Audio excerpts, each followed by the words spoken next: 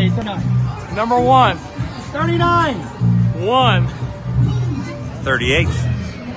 37. 36. 35. 34. 33. 32. 31. 30. 29. 28. 27. 26. 25. 24. 23. 22. 21. 20. 19. 18. 17. 16. 15. 14. 13. 12. 11. 10. 9. 8. 7. 6. 5. 4. 3. 2. 1. It's time for mouthwash. Giddy up.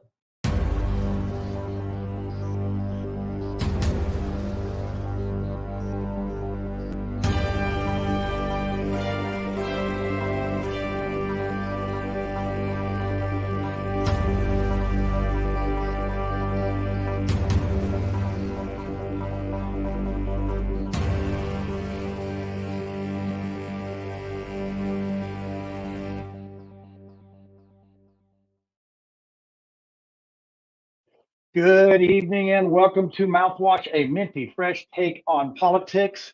And I keep thinking, how are we going to top last week's show? And I'll tell you what, I think we've done it tonight. It's going to be a humdinger. We have all sorts of things. We have recorded conversations. We have all these things going on, and it sort of ties into our other show, Forensic Foreplay, where we have the missing Steve Sumner, who was wanted on several charges for molesting young ladies, young people, and is on the run. And somehow he used to be a commissioner up in Madison County, and that's up near Anderson, Indiana, Alexandria. Maybe some of you know Alexandria from the Suzanne Morphew situation. And it just seems like there's a lot going on for such a small town.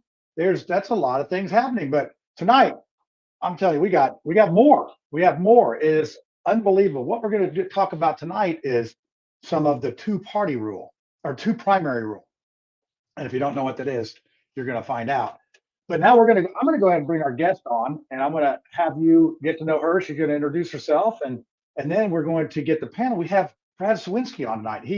He's a Democrat from last week, and he didn't get enough punishment last week, so he decided, hey, I'll just be on the panel now. I'll be representing the Democrats, and I think this is going to be a good fit. We'll see. And then we have Charles Bookwalter. He's running for the U.S. Congress. That would be the House of Representatives and District 4 here in Indiana. He's sitting in on the panel for Tiffany. And I think you might think, oh, am I mad at Tiffany or something? No. This story sort of fell in our lap. And Charles was actually, scheduled to be on tonight. And I said, well, you were a victim of the two primary rule. Why don't you jump on the panel? Tiffany's been gracious enough to step aside for another week. I know some of you guys are going to miss Tiffany, but she'll be back next week. And she's up there fighting her own race, trying to win an at-large seat in the town of Fishers. So I know that's a lot just in the introduction. So let's go ahead and get to it. I'm going to go ahead and bring on Katherine, and we'll get to know her a little bit. And then I tell you, you better buckle up, put on your racing helmet, whatever you need, your goggles, whatever you need, and then get ready to listen, because this is going to be fast and furious. And let's get it going. So let's go ahead and bring on Katherine. Let's see, put you up on this part of things. Okay, hey, Katherine, how are you doing this evening? I'm good. Good evening. How are you? I'll tell you what, this has been interesting putting this story together. And like I said, it just seems like Madison County is on our radar quite a bit here lately. So why don't you go ahead and introduce yourself to our viewers and tell us a little bit about yourself, and then we'll get right to it. Well, I'm Dr. Katherine Callahan. I'm a doctor-prepared nurse practitioner. I own a medical practice in LaPel, Indiana. I've been there for 10 years. We have over 9,000 patients. I'm the former chief deputy for Madison County here until December, where we decided to go some different ways. And I've just kind of gotten into politics in 2020 when Dr. Abbott decided to run. At that time, he was a practice partner in my practice, and we wanted change for Madison County and things to get better. We felt, at that time we were the 9th most dangerous county out of 92. And as time has evolved and the lack of funding and the defunding that the county council and the commissioners has done to the county office, we are now the 6th most dangerous county out of 92. So they have worked their magic to defund the coroner's office and forcing resignations with that defundment. And then today has been a very interesting day as I tried to put my application in for caucus. And I want you to know that as of maybe 50 minutes ago, I met with Russ Willis to hand him my application for the second time today because he felt the first one was not acceptable. So I have lots more to tell after the eventful day that I've had all day and then seeing patients on top of it. All right. Yeah, I'll tell you, it's going to be off to the races because we got a lot to talk about. And believe it or not, you are not the only person that has been involved with what I call a little shady county chair politics. And as you will find out, we have some other people here that have been that way. So let's see. I'm trying to think what I want to do to get this transitioned over here because we have a lot of clips and everything tonight. I think I'm just going to go ahead and bring the panel on. Let me get this thing right here. Let's just go ahead and start bringing some folks on. I'm going to bring on Charles Bookwalter first.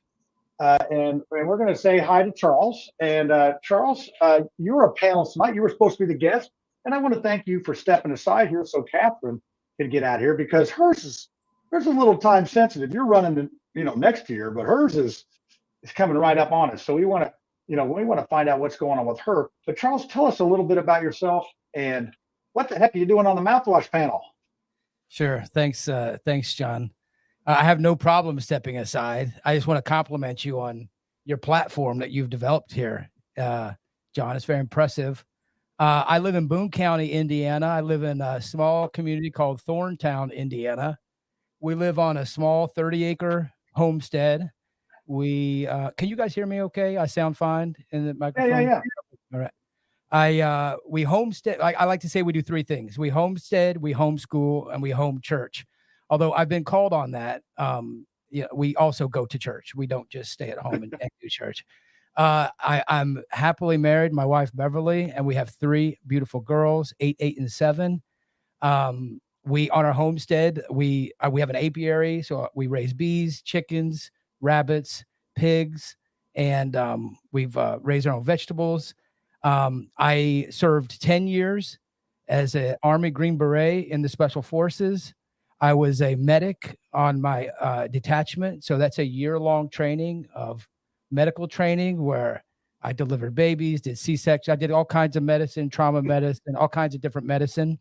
That job I was able to leverage into a fine career in the civilian world as a medical device sales rep, ending up with Intuitive Surgical, selling the Da Vinci robot into operating rooms and hospitals and working with surgeons to train them on the Da Vinci robot for the last 7 years of my career.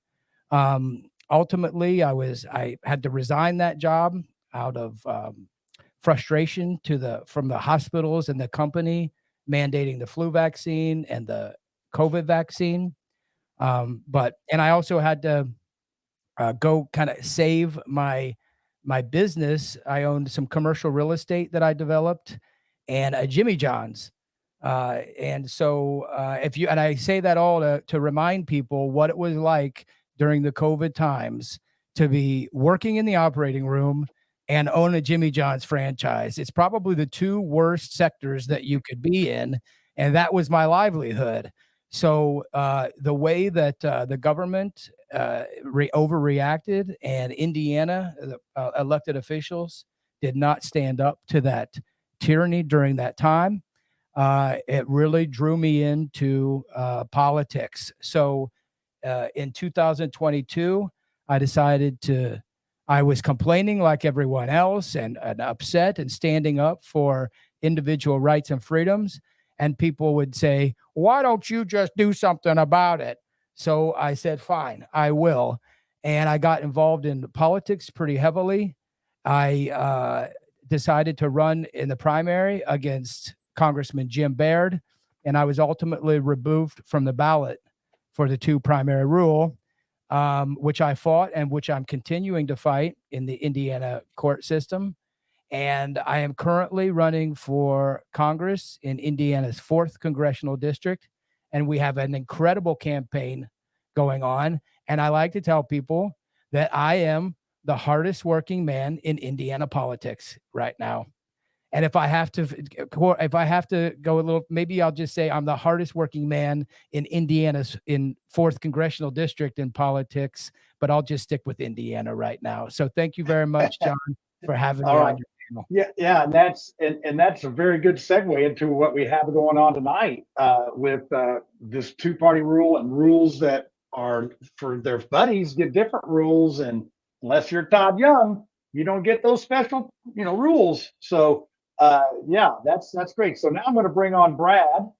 I'm going to put him on the spotlight here. Usually, Brad, you'll be on the sideline here with me and the others. It's like Group W bench, and you will have that. But Brad, thanks for coming on, and you're a brave soul for coming on as a Democrat, but you don't seem too awful worried about it, do you?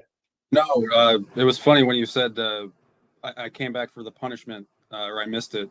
One of my best friends, she says that I'm a glutton for punishment. So this show's like right up my alley, I guess. Yeah, and I noticed last week you were drinking a tall boy Bud Light, and I knew you were right for our show because you're going to have some symbolic things like Lucy and all of us have a little tell of what we're trying to poke some fun at somebody about. I have my shirt too. I see your shirt there. It's like, you're going to make up for me. So just to tell on myself a little bit. So I put out the preview and I spelled politician wrong. Well, of course, the new guy has to point it out to me. But thanks, Brad, for keeping me straight because I am the saying Johnny can't read. So that's we need you on the show for literacy purposes, at least. So we appreciate you coming on, and we're going to get to it. And it's great to have a Democrat. And you are from Alexandria.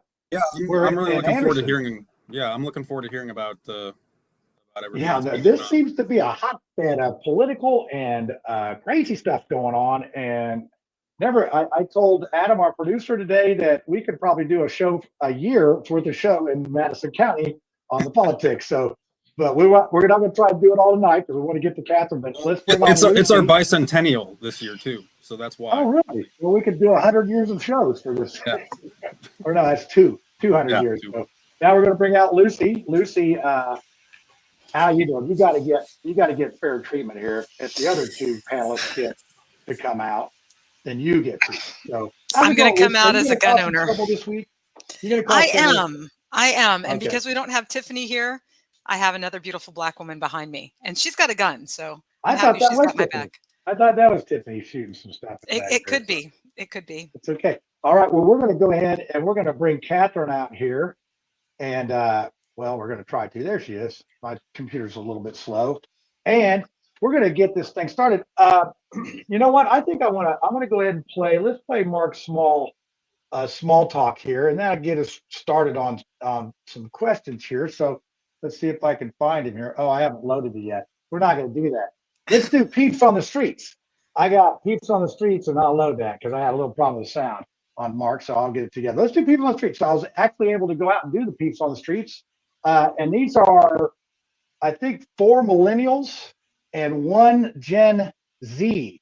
So, and I had to remind them, I'm a baby boomer, that, baby boomers have 12 times more wealth than a millennial. And I told them if they give me too much sass, I'm going to pass all my stuff on to my grandkids, the Gen Zers. So let's go ahead and watch these Peeps on the Streets here, and then we'll be ready to get this thing going.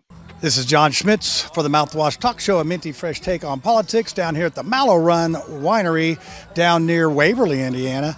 And we're going to ask the folks down here having some fun watching a band and drinking some wine what they think about party politics. All right, do you think that the 2 major political parties in Indiana have too much power? I do. Do you think that the 2 major political parties pick our candidates for us and we really don't have much input? I think so. Final question, what do you think we can do about it as a voter? What do you think you can do about it? Not much. I think we can just hold on, hope, and pray for all the good. Do you think that the two major political parties in Indiana have too much power? Yeah. All right. Do you think that these parties are picking our candidates without taking into consideration your opinion? I would say so. As a voter, what do you think we can do about this? Ask me first. Do you think that the two major political parties in Indiana have too much power? It definitely seems that way. Yes, I would say so. Do you feel like, as a voter, do you feel like you have a big choice of who runs, or do you think that maybe the parties are picking these candidates really without your input? I mean, it does seem like they're kind of handpicked.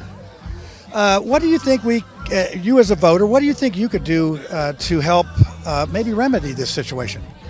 I would say that people in the community definitely need to get more involved, and more than just voting, get out and be more a part of their community and have their voices heard.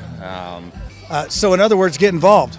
Yes, absolutely. Do you think the major political parties in Indiana have too much power?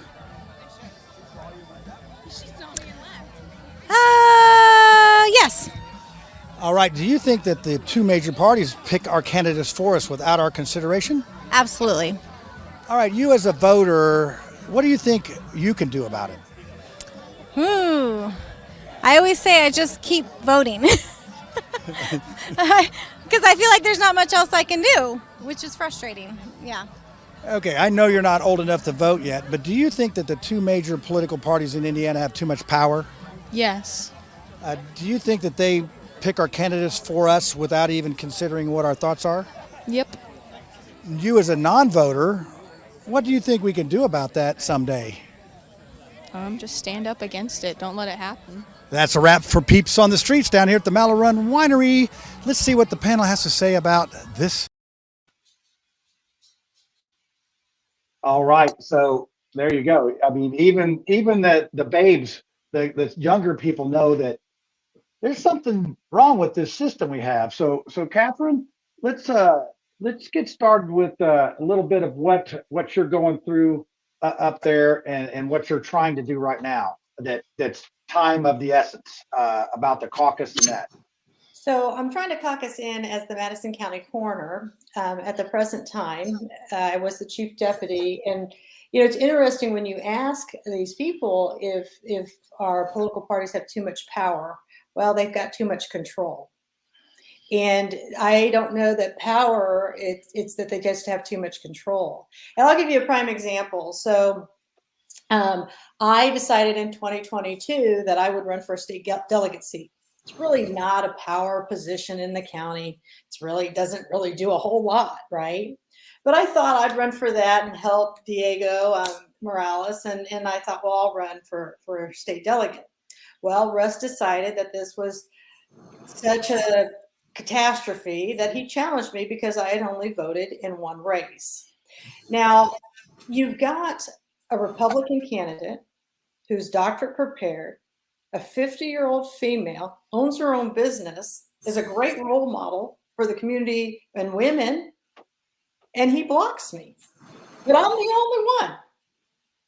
Now, he didn't have a problem. He didn't have a problem on signing off on 6 Democrats and letting them run as Republicans, one of which has been a Democrat for 40-some years and has never voted Republican, and let him run up in Alexandria. Now, I don't have anything against the guy, but, he seems like a nice guy. But the fact is that we've got all these people who are Democrats now running as Republicans. And what's Russ doing this time? He's going to run 2 Democrat coroners who've turned over to Republicans, who've been loyal to the Dunahee families. But he's not going to back the one who holds a doctorate, who has a proven track record, who can show the county to fight for a morgue. He's going to say, hey, my picks are these guys who used to be Democrats who are now Republicans. Seems to be a fascinating theme for Mr. Willis. So I'm not really sure if he's a Republican or a Democrat. I just can't decide. Well, some people might say rhino, but well, you can say that too. Know. We can give it all kinds of names because at this point, we're just playing a shell game. So why don't we just do it with the names as well? So why you wouldn't get behind somebody, we have 92 counties. There's only about 7 that hold doctorates in this county as coroners. Don't you want that office to be held by a medical person if you can have that? I mean, you're getting paid pennies.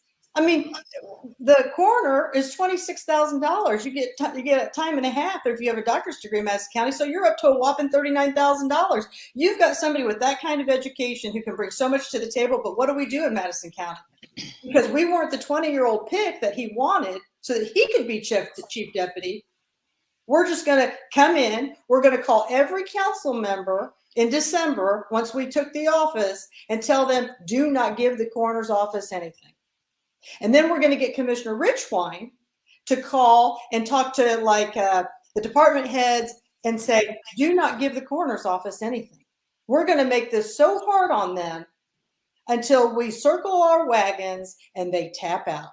Now, if you saw me on the news on Wish Channel 8 about 4 months ago when OSHA came in and fined this county $22,000, I was the whistleblower. That was me. I had no running water at my morgue. I had no gloves. I had no equipment because we weren't going to fund our office. We didn't even have a place to secure bodies in the event that it was a criminal case. We were just going to throw them over at the hospital and anybody could just get to them. What's the big deal? The body's a chain of custody. So what did they get me? They got me a semi-trailer. So for 8 months in the cold, the rain, the snow, we threw bodies in the back of a semi-trailer. Now, I've done mission trips in Haiti. I've done mission trips in Honduras. I've worked in worse places than you could even imagine, but nothing was as bad as this. My brother said to me, okay, I'm gonna stop you there because we've already done a show's worth of stuff right there, and I can already see questions being formed. And Lucy, I'm gonna let you have a first shot at this on a question, and then we'll go right up the row here. I'll go you, Charles, and Brad. And we'll dig into this thing. Go ahead, Lucy. Thank you for coming forward. I guess everything you said is astounding. My question is, what day did we all wake up and end up in the banana republic that we're in right now? Well, it's even better now. I shove them in a beer cooler. That's what they got. I shove them. And here's the craziest thing. Loved ones are in a beer cooler. Yes. And here's the craziest thing. This office is a constitutional office. But what did Commissioner Richwine and Commissioner Likens do? They came in, they took control, they entered into contracts to buy these coolers, didn't take any input from the coroners whatsoever. And then everybody's saying, I'm the crazy one. Well, I'm not that crazy because obviously OSHA sided with me to fine you for $22,000. They don't think I'm that crazy. And they didn't give you a $1,000 fine. This was a $22,000 fine if you guys didn't fix this. So now they come in and they want to hold the coroner's office accountable for fixing the equipment. No, coroner or commissioners, you own the equipment. You fix it. You bought this. We told you not to. I don't even have a drain in that beer cooler. I got maggots and flies. There's no way to even wash it out. And what do they tell me? Oh, just spray it out into the gravel pit road right here, that's where you pull the bodies in. Well, when I brought Officer Shanavez home in that mess, I couldn't do it anymore. And I gave them 18 months to clean this up with OSHA. They chose not to clean this up. So I said, wow. I mean, this is, our government is supposed to operate with dignity and respect for these folks. And what the problem is I see here is that not only are they not doing that, but they're not helping someone who wants to do that. So Charles, what are you hearing here? What am I hearing? Great question, John. So I was asked that question the other day. What am I hearing when I'm out on the campaign trail? And I've got a question for you, Katherine, but here's what I'm hearing. When people say what their biggest grievance is right now with what's going on in Indiana and politics, it is that the Republican Party has lost touch and does not represent them anymore. And it's not just the people that I've heard that from. I have also heard that from people within the party, like party chairs and other people that have addressed big groups and said the elected Republican Party has lost touch with the voter. And that's what I'm hearing. Oftentimes I say people, are you a Republican voter or a Republican primary voter? I'd like to talk to you. And they say, you know what? I don't know. I used to be, but I don't know anymore. So that's what I'm hearing. I'm also hearing a lot of people within the party saying things like, we just can't get anyone to show up. We can't get any volunteers to come to the booths. We can't get anyone to come in the parades. We can't get young people involved. That's not what I'm seeing. When I'm out recruiting people, which is what Green Berets do, we recruit, train, and fight alongside our allies in other parts of the world. That's what I'm doing here in the 4th Congressional District.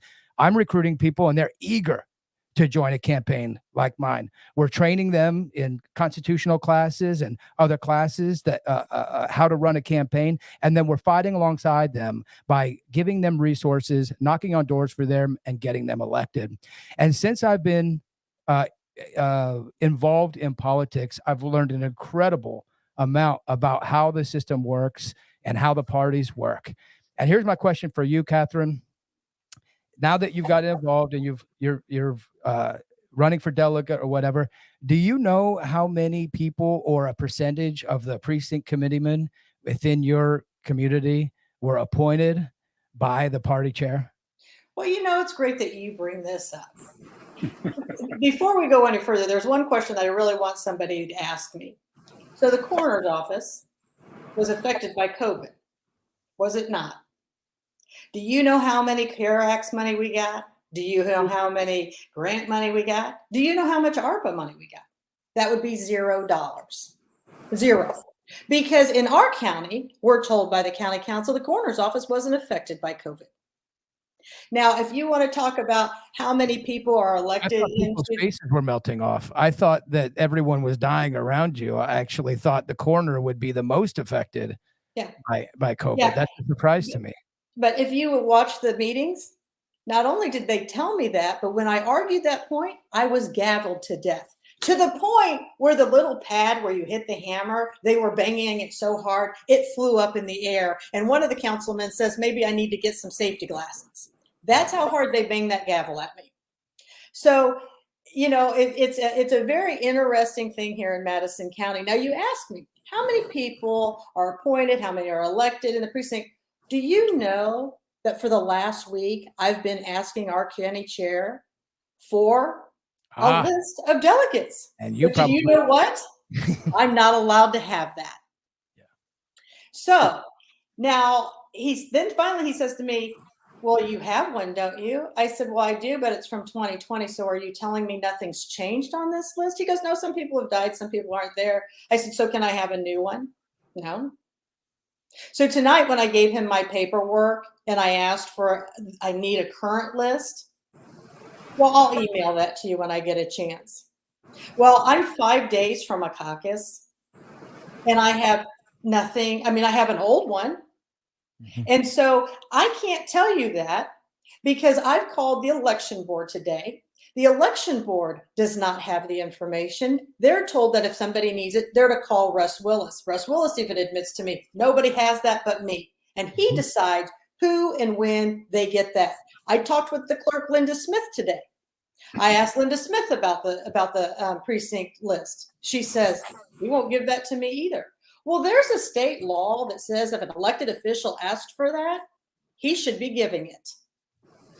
And so I would like to know if any of the other caucus members have received this list, and I haven't, because I have a huge problem. So I can't answer your question because our Republican chair has control of everything. Not power, control.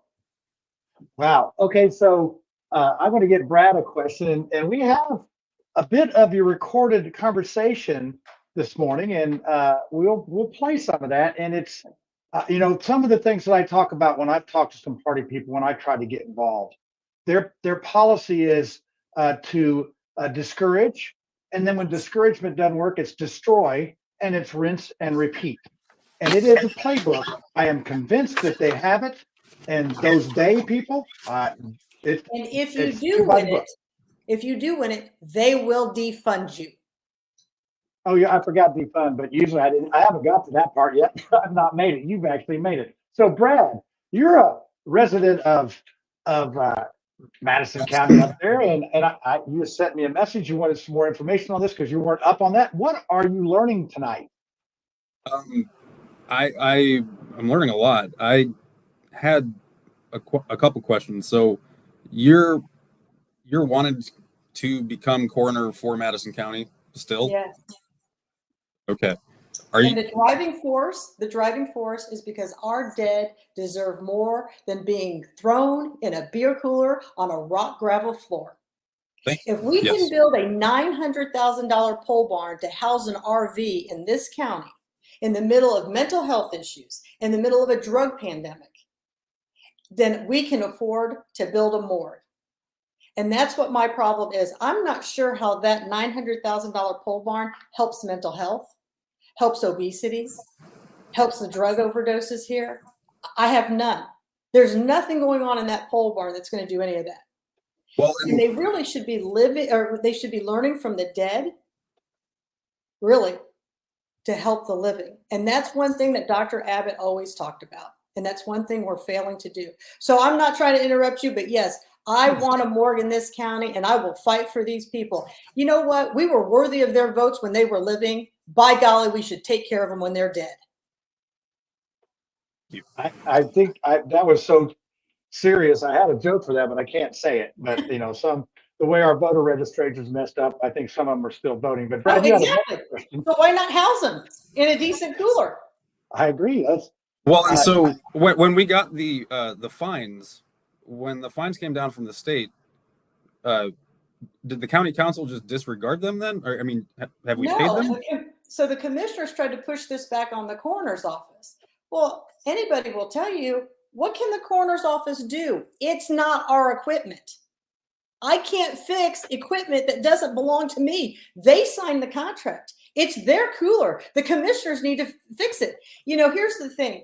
So back in 2021, when they brought in this semi-trailer, they said, oh, it's free. We're going to get it from the state. They're going to give it to us. We're going to be able to use it because we've got this excess bodies. We said, don't do it because it's diesel. We're going to have to put gas in it. We can't do that, right? We don't have the money for that. The commissioner said, no, this is what we're going to do. So again, they entered into it. Now, the previous administration was always the one that entered into these emergency coolers, but for some reason they took it and the commissioners took control of it and they entered it. So we got the gas bill. The diesel bill was like, I don't know, it was like $3,000 or $4,000. Well, we didn't have that money in our account. So when we wouldn't pay it because we didn't enter into that contract, we didn't do that. We didn't. And then they were paying overtime to the people to come and fill it in the county. We're like, well, we don't have money for any of that. You didn't get our authorization for overtime. It's our department. They went and took the money without our consent out of our lines and gave us, and then we were out of money. And they weren't going to give us any money to replace it. And they're like, well, you have to pay that bill. That other department's doing it. Commissioners can't come up. Well, the commissioners entered into that bill. You pay your bill. We told you not to do that because it was going to be too expensive. Nothing's free, people. I mean, well, this is. I mean, we could go on. I mean, if you watch the videos, we got so much to talk about, and I know getting an idea of how much discourse there is between commissioners and another office, and that disturbs me that they can't. I mean, it's like Zionsville mayor suing her council to get stuff done. That is not productive. And this just seems like a very frustrating case. And it's not like we have an intangible object here. This is about dignity and respect for our citizens that have fallen. So I'm going to go ahead and I'm going to cue this up. We're going to play the first part of this phone call. And I'm awful proud of myself how I made it look all cool and everything. But don't get all caught up in my brilliant production here of this thing. But listen to the word. And Lucy's shaking her head. That I worked like almost 30 minutes on this thing. So, but this is a phone call between Catherine, you had this morning, and I have your permission. You're the person who recorded it. Actually, Russ Wheeler says he wants royalties. So he did answer back. He did refuse to make any comments on this, but if he wants to, we'd sure give him the same amount of time. I find that a lot of these folks, they want ignoring is their best policy. So let's get to this because I know a few folks want to hear it, but here you go. And then there's another part after this, but this is the first part that talks about you trying to get in the caucus for coroner that's going to happen next Monday, the 21st. So here you go. Listen to this. Hello. Hi, Russ. Yeah. Hello, Russ. This is Katherine Callahan. Uh-huh. I'm just calling because I need to get you the paper for the caucus for the coroner. Okay. How do I go about doing that? Well, we can connect somewhere. Okay. I mean, my office is always open. I mean, it's open to the public, so you're welcome to come here. I'm more than happy to come to the county building. I mean, wherever you want me to bring it to you. I mean, I can do it this morning, which I'm happy to do that. I don't have patients until noon. So if you want me to just do it this morning, if you're in town, I can do that. Just tell me what you want to do, because I know it has to be to you within 72 hours of the caucus. Right. Yeah. Right now, you cannot file that because your voter registration is pending because you changed your voter registration. It goes into a 7-day pending. So you cannot file the paperwork until that voter registration pending time goes off. Okay, so there you go. That's the first part of it, and he didn't seem too enthused about helping you. Am I off on that? No, you are exactly correct. I am the last person that he would want running in this caucus. Okay, so Catherine, what did you find out after this call? What did you end up finding out that really wasn't quite all the truth? I mean, he wasn't lying, but he just wasn't telling all the truth. Right. So as we moved into that whole conversation there, I did ask him, because he said, "Will you get a postcard?" I said, "I already got the postcard." I said, "Is there anything we can do to make my status active because I've already got the postcard?" And he goes, "No, there's nothing you can do." And I said, and then he goes on, "Well, I'm citing you the law," and so forth. So my team, we have a team here in Madison County that, Brad, you may want to join in with at some point. And this team really fights for the best in Madison County and kind of exposes the truth. So we do have some great people on there. And so as the day went on and I was reaching out to everybody, I got a text that says, "Catherine, read this." And it says, "If the voter receives the acknowledgement notice by delivery from the U.S. Postal Service and presents that notice to the county voter registration office in person before the expiration of the 7-day period, the county voter registration office shall change the record to indicate that the applicant is now an active voter and officially registered to vote at that address, even though the 7-day period has not yet expired." Indiana Code 3-7-33-5F. Now, the amazing thing with that is that nobody else in this county seemed to know that. I went over to the clerk's office. Linda Smith said she wasn't aware of this. She had to confirm this with the state, so she was going to call the state. I said, "I've already been on the phone with the state with Diego Morales. It's a real code. You could even just turn around on your computer and put it in there." I don't know, but I get where Linda's at. She's brand new. I commend her for doing her due diligence. And once she confirmed it, she jumped right on board and jumped in the middle of this. But why wouldn't the Republican chair tell me that right in the beginning instead of having me run around with my head cut off? I know. It's a club and you ain't in it. So here's what he said. "We can get together sometime Friday after 12 noon and see if it's active then." Well, your piece of paper has to be in the council or the chairperson's hand within 72 hours of the caucus. So where do you think we were going with this one? We were going to make he sure. was just trying to sucker you in. Right? So what's even more interesting is that I asked Russ Willis, I said, "Who is our county election administrator?" He said, "That position doesn't exist." I said, "What do you mean it doesn't exist?" On the voter registration page on the state side, it says, "If you find that your status is incorrect, you can contact your county election administrator." He said, "It doesn't exist." Really? So the state is putting things on there that's going to mislead all of us. I've never seen. That's surprising. I wonder if this has something to do with swaying the caucus, or no wonder people don't run in Madison County. Hell, after all the hoops I've gone through this morning. So then, it gets better. So once Linda got involved, I suddenly get back to my office and I get a text that says, "I'm available after 4 p.m. Okay. So I'm seeing patients, and so then he's over in Applebee's, so I go over and take him the paper. And he says, "I can't accept this paper." I said, "Why can't you accept the paper?" He said, because the original seal's not here. I said, well, you see the stamp on there? I've already put the original one in the election office. Well, that's just not going to work. I'm not going to take this from you. You're going to have to go get this certified, because even though that's all on here, that's no good. I said, so the original document that's in the election office is no good. Nope. It has to come to me. And if it doesn't come to me, it doesn't matter where it's at. So I had to run around and get a notary. After 6 o'clock in the evening, I was able to get one. And then I had to go meet him again to give him the stamp of it. This is how crazy. So when you say power, oh, it's not power. It's control. Okay, yeah, I'm sorry I asked the wrong questions, but I think power control, I think we're going to intertwine those, because I'm pretty sure that everybody will agree that the two parties, I know we're picking heavily on the Democrat, the Republican night, but there's enough to go around. I like to call it the establishment. So hold that thought, because we're going to have some more to talk about. I want to get to Mark Small. He explains a little bit about how they are able to have this power or control, or power and control. So now I have it all queued up. So let's listen to Mark Small, and he's going to talk about these corporations, these evil corporations. Hi, Mark Small. This is Small Talk. We were raised to believe that ours is an open political system. For example, if you're eligible to vote, you should be able to run for political office. Now, we have two major political parties here in the state of Indiana. They've kind of divvied things up in terms of the laws. So they get to determine to a great degree who's going to be on the ballots for the primary.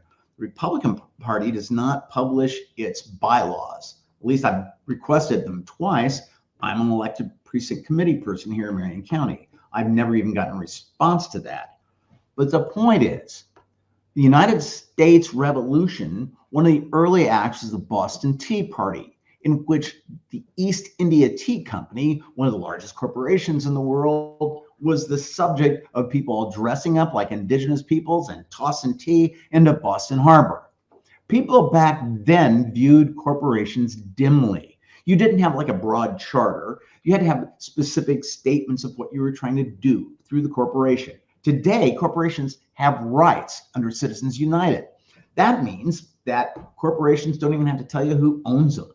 And that's scary, especially when you've got what amounts to a closely held corporation in the Republican Party here in Indiana. I don't know what the Democrats do. I'm a member of the Republican Party. And we've always been a progressive party until the last 40 years or so. But the point is, if you can't know what's going on within that corporation, how can you know who's running it? And under Citizens United, you can't ask who owns the shares. So they shouldn't even be able to tell people that can't run. You got to have one primary. Oh, you haven't voted in one primary before? You have. Well, make it 5. Who cares? They're not the ones running the country, or at least they're not supposed to be. The state or even the county. Mark Small, Small Talk. Peace. Yeah, and if you want to know, Mark Small has voted in the last 2 Republican primaries, so he is legitimate for everything. And Charles, I'm going to let you jump in here, because I think you talked about this 2 primary rule a little bit, and I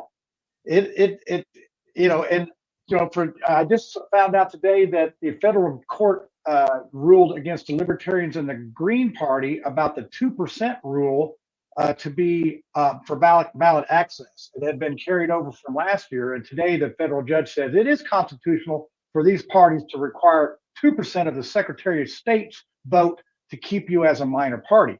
So you didn't win. You didn't win that battle. But are you fighting them in court about this thing right now to this day, Charles? Yes, we're waiting to hear about our transfer. We argued this case in front of the trial court, where they said it was moot because the election had passed.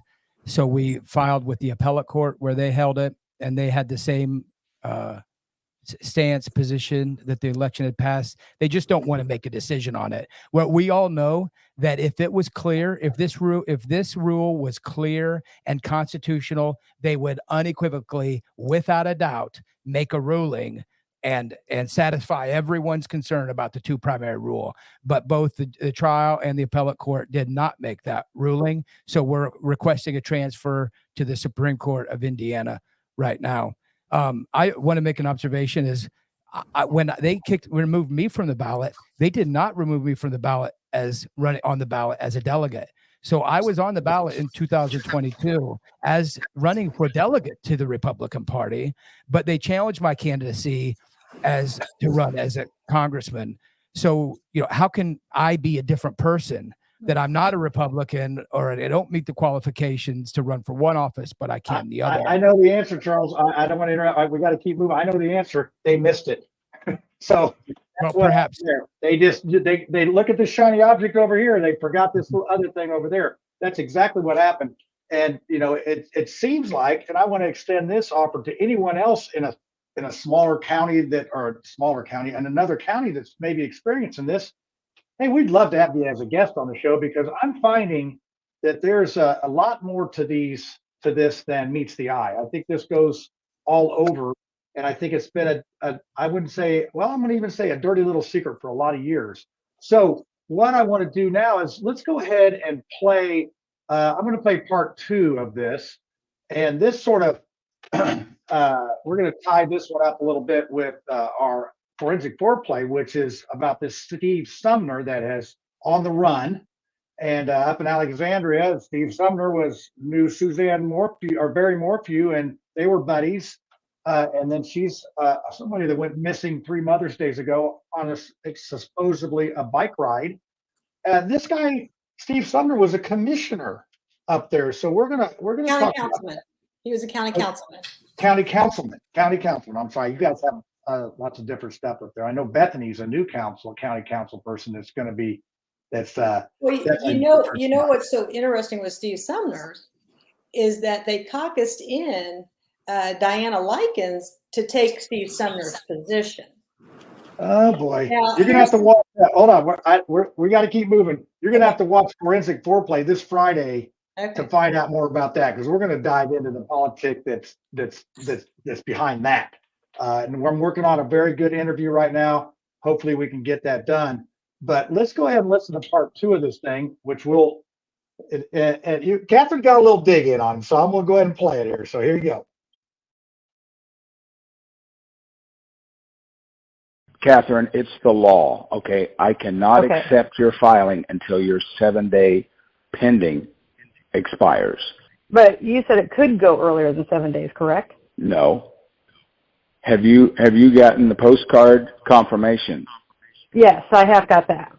Okay. I got that. What day was that? Saturday? Wow. Yeah, Saturday. I got that Saturday. Wow, U.S. Mail finally performed. Yeah, so I got that Saturday. That's why I thought I was okay. No, well, they have to wait. The system has to wait to see if that postcard is returned, which then kicks it in that they throw it out because it's a bad address. So it's in the process, okay? But it can't happen until Friday. All right, well, then we'll see what happens here. Yeah. What was with your poke about me meeting Steve Sumner in Wyoming or Montana? Well, he's in Montana. And so they just had a big thing of it, and they asked, does anybody know his whereabouts? And, I mean, they're pretty close together, so it wasn't a poke. It was like, do you know where he's at? Because nobody seems to know where he's at. I mean, I would imagine that if, somebody of my friend and I was close to them was somewhere and I'm out on a vacation, they would say, hey, do you know where this guy's at too? So I didn't look at it as a poke. I mean, that's a question. Like, everybody's asking. So has anybody asked you? So I asked the question. I wanted to reply back and say, you need to check your geography because, Wyoming and Montana is not close to Texas, because everything I've read said something about Texas. So apparently he doesn't follow it, but he knows it's all about Texas. I'm sorry, but it is, if you listen to him talk, he will call himself out. Brad, I want to get back to you. I know if you're ready for a question or not, or whatever. Oh yeah, I wanted to ask Catherine. Okay. Actually, so are there other candidates for the coroner that are going to accept the fines and accept the way the commissioners have been doing things? And if not, what is the solution from the commissioners? So the goal is to take the coroner's office back to the way it was. And what they want to do is, coroners make $9.45 an hour. The parking attendant at the county building makes $12.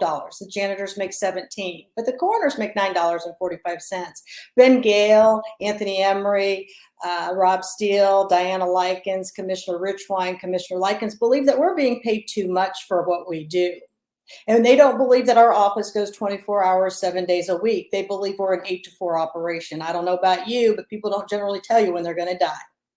So we work weekends and we work holidays and we don't receive any shift dipped. So what they're going to do is they're going to come in and change the salary, which we have fought so hard to keep it at $9.45 an hour, but they want to take it even to a lower amount and say, well, you're on call, so you're going to be paid $2 an hour. And then if you get called in and you have a case, then we'll pay you $50 or we'll pay you $100. And so, cases can go on for days and weeks and months. I mean, they just don't just end. And so that's what they're going to do instead of giving more money to the coroner's office and trying to get things up to speed and trying to find out, why is our crime rate? Why are people dying? What's the overdoses like? What's happening here? We're going to actually pay coroners less. Now, we have to be certified. We have to have continuing education. Well, they don't want to give us money in that line item either. So until we took office, no coroner was ever bonded in this county. And so then they were upset with us, and we're the most expensive coroner's office to date. Why? Because we're supposed to be bonded. We're the most expensive because there was never an office here. I even find it almost comical that they want to go after Abbott for not paying bills for 8 months. And I've spent 90 minutes to 2 hours in front of that council, sometimes asking for money, and I'm always told no. Well, last Tuesday, after Abbott stepped down, the same platform that I used, that we needed for transportation, that we needed for autopsies, our numbers are going up. They used my same platform, the same exact reason. And they passed $100,000 without blinking an eye. Now, they forget that you put the spotlight on them. I'm going to have to interrupt you there. One of the things is, I know OSHA fines can be appealed. Were they able to appeal these? I mean, God forbid, back in the 90s when I was the first contractor, I didn't know about these OSHA folks. They come out to my job, they'd say, I've got all these problems. And I end up having to only pay the fine because I didn't have a poster up. Right. But I had $6,000 or $7,000 worth of fines, but they appealed it down to $600 for not having a poster. Is that the case for this, or did they just? So I haven't had the follow-up yet, but I'm told that the coroners now have, one of those water stations that you have at the state fair, and you go over there and you can wash your hands. That's what we've got now out there by the cooler. So I am dumbfounded by how little our commissioners and our councilmen think about our coroners. Okay, so Brad, I think that she did redo your question, because I don't know if I heard an answer in there. Maybe she's channeling Lucy here. I don't know. Maybe. Oh no, well, just like does Russ Willis, I guess, have, and like the Republicans, do they have other candidates that they're trying to Sure. push? So they already have their candidate picked. So they already know. We kind of already know what's happening here. So the people who are running right now is Chris Burris, who's the chief deputy right now. Currently, those bills, those death certificates should have all been signed by the chief deputy. That's stuff that I took care of, never had this problem, never had these delays. I had one death certificate that was still out there from May when I left the office, but it was waiting on genetic testing. It was an infant. So then they want Adam Matson. He was a previous chief deputy, and he left the office abruptly under this administration because, it was, for whatever reason, we had some changes going on, and not everybody approved of those changes. And then there's a Tiffany Paddock. She's running. Now, she did run in 2016 against the Dennehays, but lost by 1,100 votes. She did a great job. Now, Adam and Chris were both Democrats before, but they now have two at least 2 Republican voting times, so they qualify in that, but they've been Democrats in the past. Adam's up there from Alexandria. My understanding is that if Chris or Adam go back into this office, they're going to bring back the Dunahee family, and that's going to look real good. You bring in a Democrat, a Democrat administration and a Republican seat. Well, okay, whatever you guys want to do. And then there's one other person, but I will tell anybody who's never experienced the coroner's office. The Dunahees did an outstanding job with the means they had to work with. I will give them that. And seeing that, stepping back now, they did do a phenomenal job. They had the same problems we had. They asked for money. They were denied. So they encountered the same, but I think they were just tired too. I mean, you get that way. You just get exhausted. But it's neither here nor there. This office, they used to do about 200, 250 cases before COVID. Now you're up in the scales of 500 to 600. It's a crazy busy office. It is a daunting process. So whoever gets this seat is in for a ride because it is overwhelming. Okay. So this is, this is a very interesting process. I mean, on one hand, we have a coroner's office that needs updated, needs some help, needs some assistance. On the other hand, we have I'm going to just say a good old boys network on the other side of things that sounds like they've done stuff on the cheap for a while. And, it's time to start forking out some cash. So there's going to be, 5 people? Explain this caucus thing to our viewers a little bit real quick, because I want to get Lucy back in on a question here. So whatever precinct committeemen, and my understanding to date is that the precinct committeemen have not received notification. It's only been in the paper, and I don't know what the law is on when you're supposed to notify them, but several have not even received the document that says we're having one on Monday at 6 o'clock at Mill Creek. So that'll be interesting. And the ones who show up, they get to vote. But we had a caucus about 2 years ago. That's when Steve Sumner finally resigned after holding his seat. He was charged.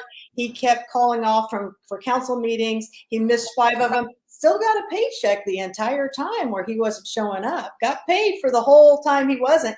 Finally resigned under community pressure in May, and then that's when they decided that they were going to do a caucus. About 19 people showed up. Jody Nork got about 3 votes. The Likens got the majority of the votes. Therefore, Likens went into that position. They were able to plot this out just right because they wanted Wes's $180,000 thing to go away. But if you look at the election that took place in 2022, Jody Nork came back and she won her seat in her district. And they had redistrict because they didn't want her to run against Diana. Devin Nork ran against Diana, who was a new candidate, and the people are waking up. He only lost by 3 votes, and he got in late. And Jody actually beat out Russ's boy, Pete Hewer, who's a precinct councilman. And people are yelling at me because I'm calling people out who are precinct committeemen. But people, we've got to do the right thing. We've got to do the right thing. We've got to put the most qualified candidate into a position. So if for whatever reason I lose this caucus, because I know I am the most qualified and I have a proven track record, 2024 will be the change in this county because Bethany Keller took out their boy Alexander. Jody took out their boy Pete Hewer. It's coming. The wave is coming in Madison County. So if I don't get it now, I can guarantee I'll get it in 2024. Well, and that's the most interesting description of a caucus I've ever heard. So I will tell you, that's who gets the caucus. This is how the caucus works. They send out notification, and we have one of their committeemen here. So you might want to win John Ackerman's vote for you. You know, John Ackerman is an amazing, faithful, truthful man, and I do believe that John Ackerman will make his vote based on the best qualified candidate, whoever he should choose. All right, that's enough of your stump speech. The caucus works how this, John Ackerman and his other appointed and elected PCs will show up from Madison County. You'll all get up there and probably get 3 to 5 minutes to somebody to introduce you, and then somebody to introduce you, and then you'll have a vote. I don't know if you're doing the voting where it's the rank voting where the last person drops out until you have a winner or a majority, I don't know if that's how it's going to work, but they'll vote on the person, and whoever wins that gets to fill in the position until 24. Is that correct?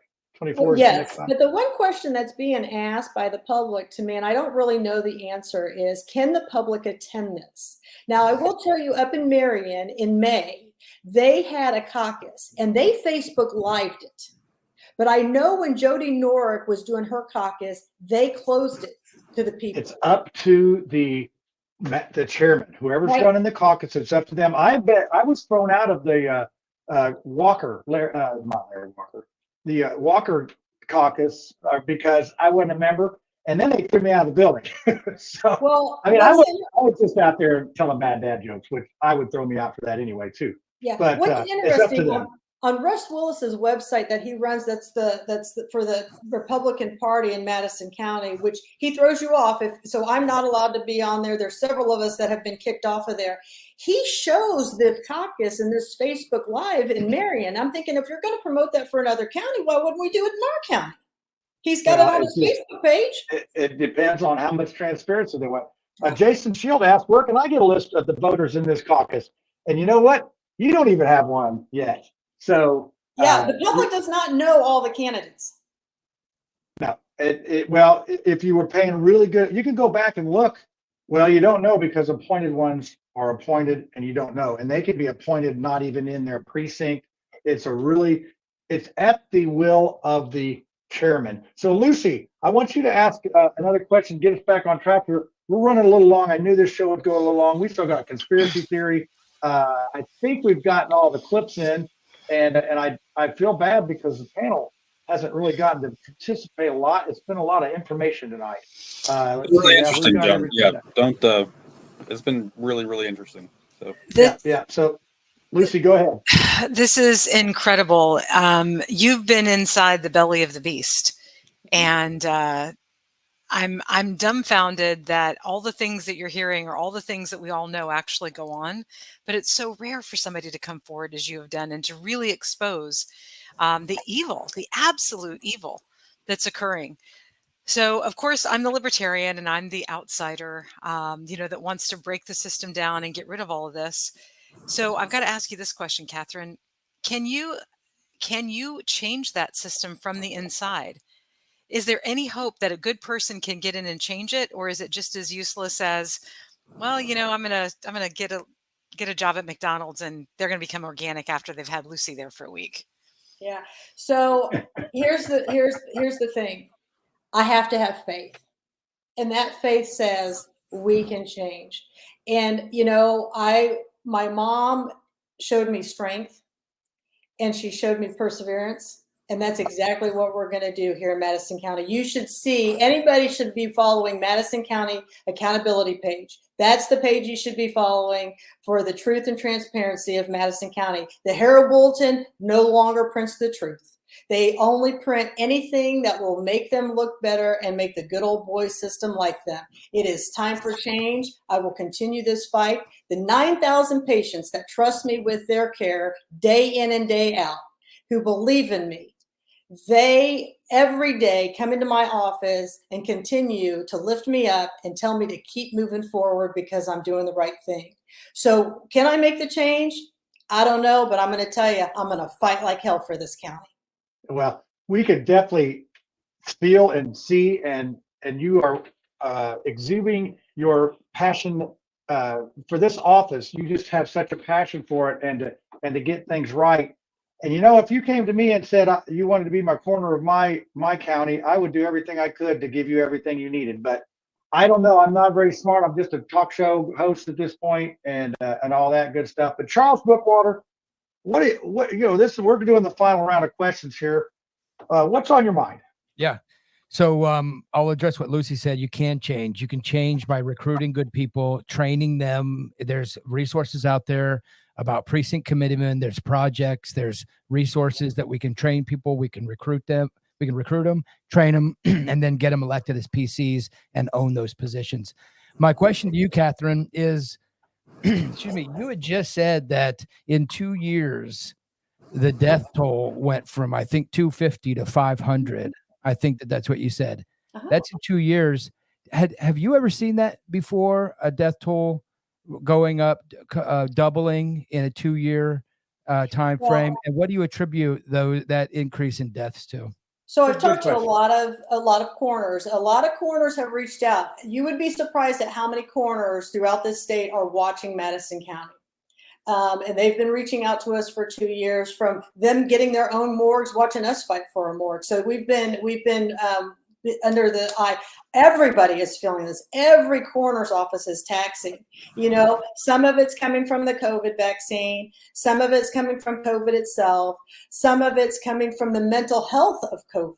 I mean, everything, the drug use, everything. You know, what'd you do? You guys gave free money to these people. What'd they do? They bought better drugs. So what happens? They're mixing this stuff. They're overdosing. They don't know better. I mean, those are the kind of things. You know, I'll tell you, I own my own practice. Never closed my doors throughout COVID. My patients were always served, and they were always seen in person. This telehealth stuff, it's not. You got to lay hands on them. So that's the same thing in this coroner's office. We can't go back to the way it used to be. We've already set the tone. They've got to move forward. The police officers need us to move forward. The prosecutors need us to move forward. And so everything I've said in that coroner's office since we took office in 2020 has come true. We told them it's going to get busier. We told them mental health is going to get worse. We told them the overdoses are going to happen. What do you think is going to happen? They tell us that we have so many more autopsies going on. Well, let's see. If I double my numbers, I'm probably going to double more autopsies. So I'm going to need more money. So, I mean, that's just the reality. And this is what I believe. You guys asked me if I can change this. Change is inevitable. It's going to happen whether we like it or not. Growth is intentional. And that's what I'm trying to do here. I am intentionally trying to grow our mindset and have more respect and dignity for the people who die in our county. So change is going to happen no matter what we want. It can be good change, can be bad change, but growth is. Yeah, or are you going to go along in it? Like I said, your passion is great. So Brad, since you're the new guy on the panel here, and you get to ask our last question before the conspiracy. Before you do that, I know Charles has agreed to be on the conspiracy theory. Catherine, are you going to stick around for that? We usually anybody running for office. Okay, sure. This is a lively group. We did have somebody, first-time viewer, say how he loved the format, and just to touch on that, if you think about it, our media has become propaganda. And when you have a show, if you watched last week, it got a little bit of heat going, but we had a lot of different viewpoints of local politics, and we just don't get that. You hear about all these other stuff going on. That doesn't really affect me a whole lot, but this kind of stuff does. And especially if you're in Madison County, and you got a loved one that's passed away or that's passed away outside of their home, that's where they go. I remember having this. My dad passed away here in Marion County, and I had to go identify him at the morgue because he passed away not at our house. And so it's a very important position and department when you need it, but you don't need it every day. Alfie in Marion County has fought desperately, and they're getting a new morgue, and that's all coming from grant money. I mean, Marion County, I'm going to give it to them. They have finally, Alfie has got them to the point they are going to get a morgue. She has fought, and she has been a great mentor and a great person to lean on. And Alfie even came up and spoke to our county council in person and said, if you do not give Katherine this money, you're going to get sued. So other counties see it. Well, this is another thing that's good. You're in touch with other coroners. You're talking. And yes. The short time I've known you, you are not short on communicating and getting with people and staying busy. So Brad, ask that last question. I'm dying to get to conspiracy theory because I actually have a good one tonight. I actually thought your joke was great when you got to do the people on the streets and you were asking them, do the two political parties have too much power? We've lived in Indiana where there's been a supermajority for 30 years. I was like, I'm a Democrat. I don't know what that means, political power. So thank you for that laugh. No. Yeah, well, I'm a Republican in Marion County. So, brother, we're in the same boat going the wrong way. Yeah, it's a lonely road, man. So, no, but yeah, thank you. It was such a great topic. And yeah, John, thank you for having Katherine on. speaking to her passion, yeah, I agree. It was it should be something outside of politics, like this topic.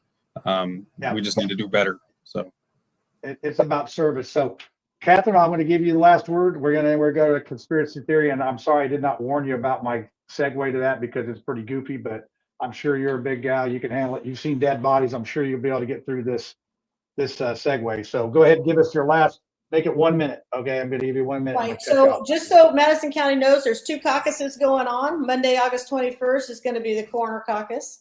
And then on August 22nd, we're going to have a caucus for a new Democrat chair. So there's 2 things going on that's pretty important in Madison County. So I encourage everybody to be involved in those things. At this time, the Republican Party is going to show us what they're made of. They're either going to show us they're made of the good old boys club. They're going to vote in a yes man. That's who they're going to have for the next 14 to 16 months, or they're going to vote for the most qualified candidate and the person that's going to fight the most to get these salaries up, to get a cooler that's where it's supposed to be, to get some dignity for the dead people, and to get the proper equipment for their employees. So we'll see what the precinct committee men are going to do. We're going to see who rules the roost. Will it be Russ Willis? Or will the true precinct committeemen speak for the people? Because precinct committeemen and women should represent the people of their county and not a person, especially the chair. All right. Well, that was a good wind up there. Brad, hey, did you hear that? They're looking for a Democrat chair. Yeah. Well, come on, man. Wait, what? You're breaking up, John. I can't. We would lose you off our panel because you would be so busy. So, all right. Well, Catherine, we just thank you for coming on, and we thank you for your passion on this. And panel, I appreciate your patience because I know that this was, you didn't get ask a lot of questions tonight, but man, that's a lot of information, and we sure learned a lot about Madison County politics. And I got a feeling there's more to come on the show on Friday. So let's go ahead and go to the conspiracy theory here and lighten it up a little bit. And you're off the hot seat now, Catherine. Okay. Hey, y'all, it's time for the conspiracy theory, so you better get your tinfoil hat out, and let's see what's going on this week. All right. You get down here. The crazy people are up on the top one. Oh, look at Charles. He's got his Newt Rockney football helmet wrapped in foil. The Democrats standing with lampshade, but something. I didn't know we were supposed to bring costumes. There he goes. Or I would have. Yeah, the White Sox winning the World Series. That's a conspiracy in itself.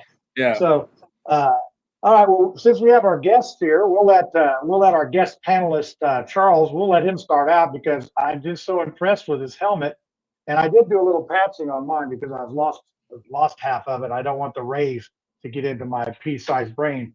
It wouldn't help it. So go ahead, Charles. What do you got for conspiracy tonight? You got to mute. You're muted. That's what you got. Thanks, Sean. This helmet actually was worn by my grandfather. He played for the 1946 Cleveland Browns under Paul Brown. So I still have this helmet remaining.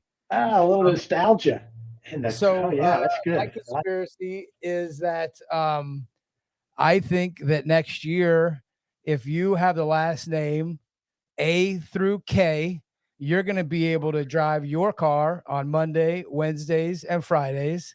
And that's it. And if you have the last name L through Z, then you're going to be able to drive your car on Tuesdays, Thursdays, and Saturdays. And nobody's going to be able to drive on Sundays. And that's because you all are killing people. And we have to protect the environment. And they're going to use the same excuse as what they used for COVID. And oh my gosh. Well, I'm glad I'm an S because I can drive on Saturday because that's when it's most important. I'll miss work on those other days probably, and especially if they get socialism. I'll be the first one to quit and let somebody else take care of me. So that's a pretty good one. And you win a star by your paycheck on this show. Raise your hand if you're getting paid, anybody. I get paid a star. A star, yeah, a star. But I'm talking about cash money. One day we might get paid for doing this, but it ain't today. So. Let's go to the all-star. Well, let's let Catherine. She's our guest tonight. Let's let her throw out a conspiracy. I mean, Charles's was pretty good. I'm not real happy about it, but it was a pretty good one. Well, I just wonder, like, if our cars get a vaccine, do they get to drive then on Sundays?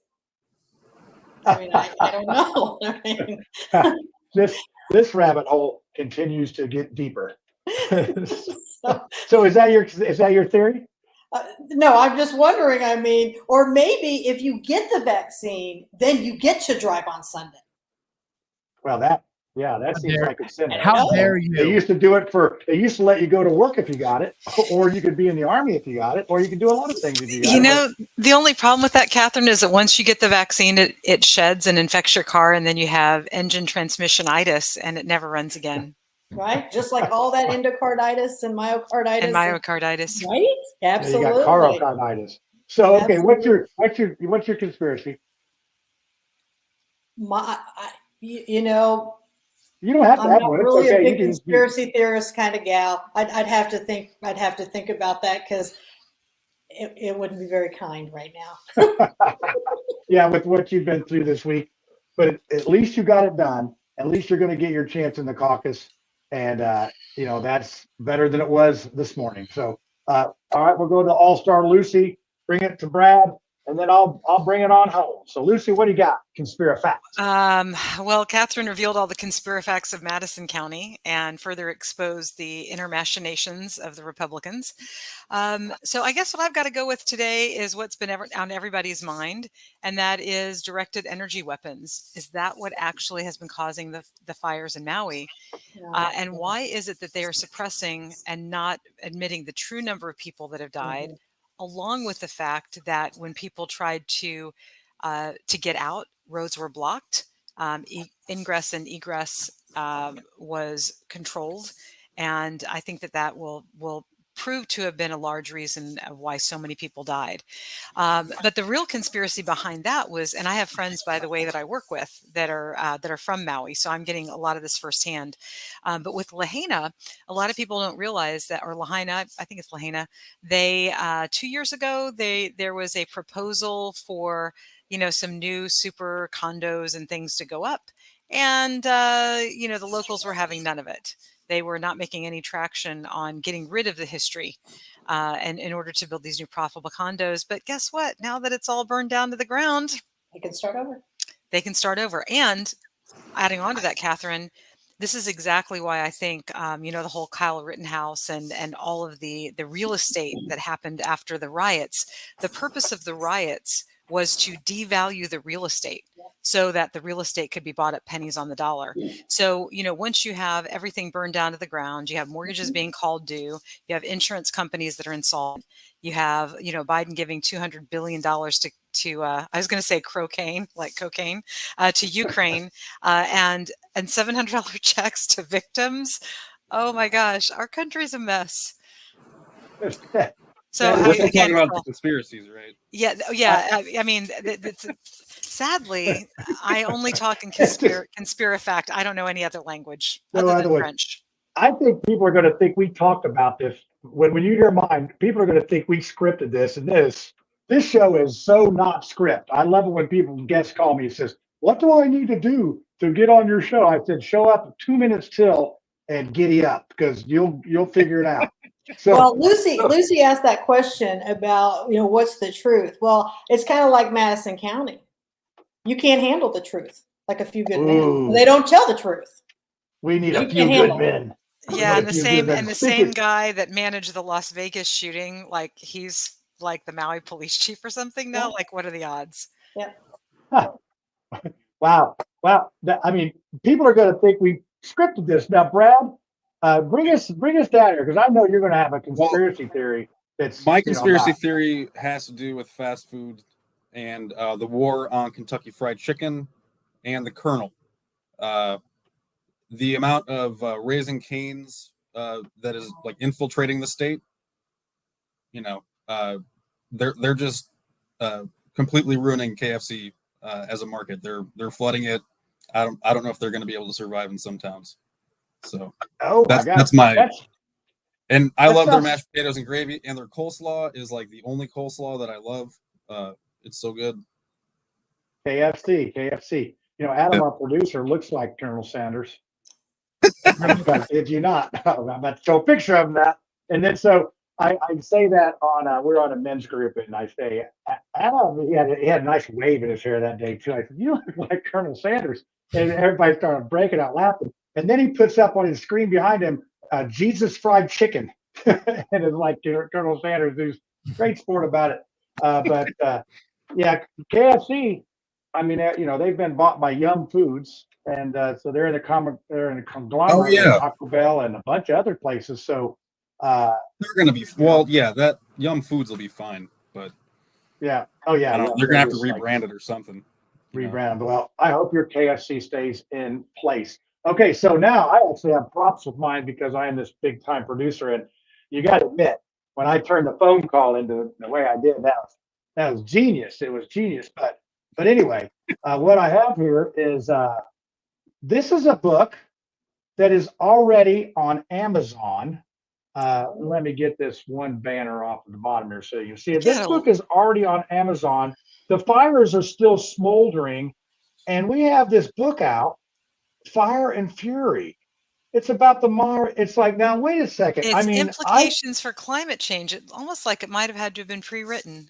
Yeah, Lucy, I figured you might get that. Well, let's look at what happened here. So this is how they explain it on there. Fire and Fury, a story about the Maui fire and its implications for climate change.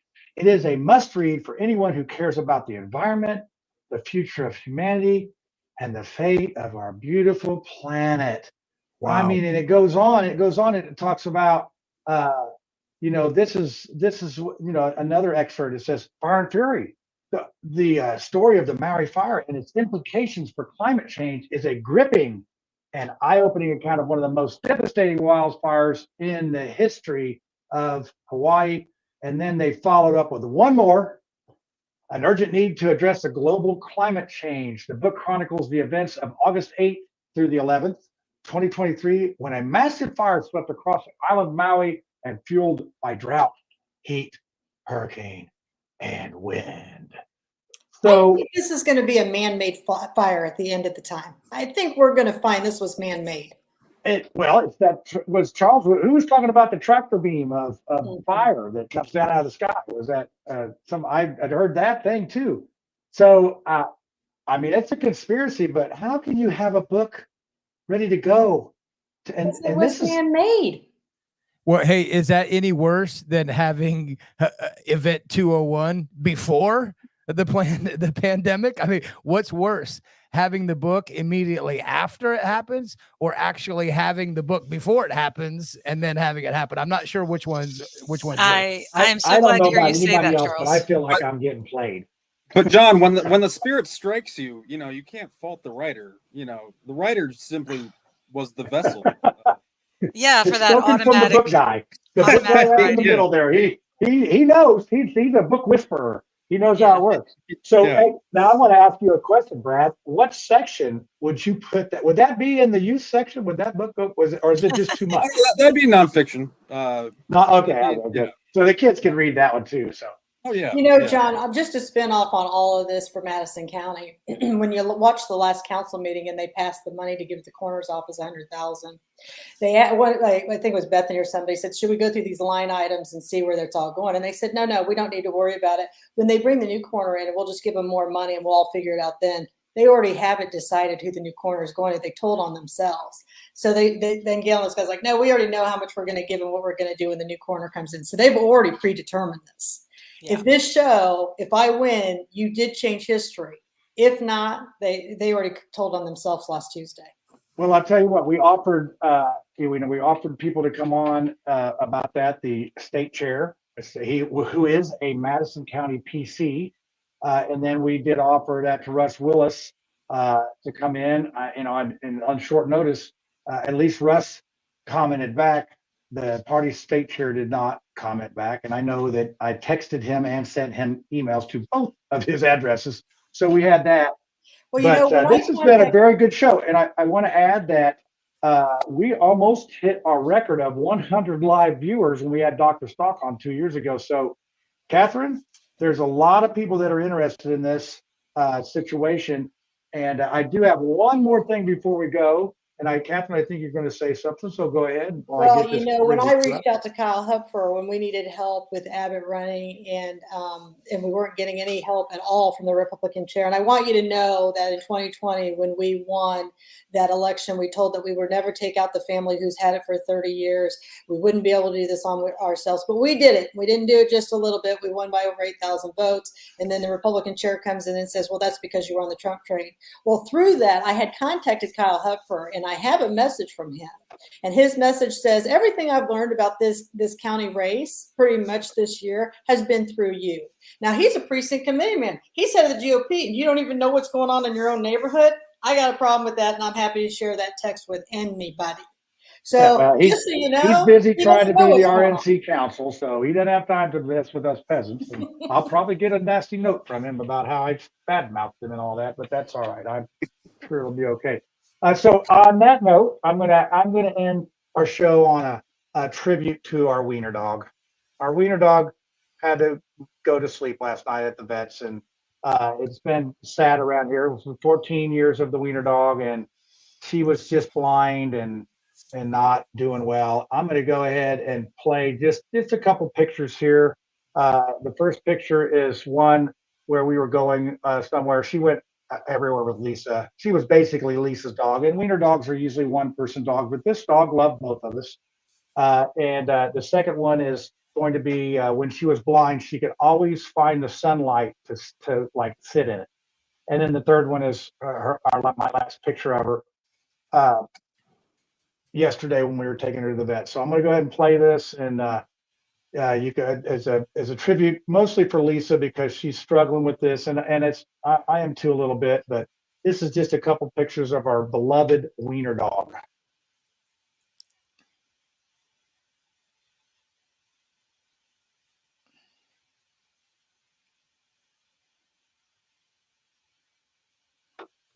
So there you go. Yeah, it's tough when our pets are what they are, and I always wonder why we have such a hard time with them.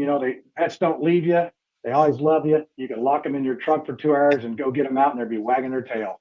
If people were more like that, we'd all get along a lot better. So on that note, I thank you, Catherine, for coming on. And usually we stick around after the show for a little bit, and it's going to be a little bit tonight. So if you would stick around, I'm going to go ahead and play the exit here. And we will see y'all next week. I have no idea what the show is going to be, but I'm sure it's going to be a good one. Well, thanks for having me. Well, we appreciate you coming on. And here you go. Ending coming now. Yeah!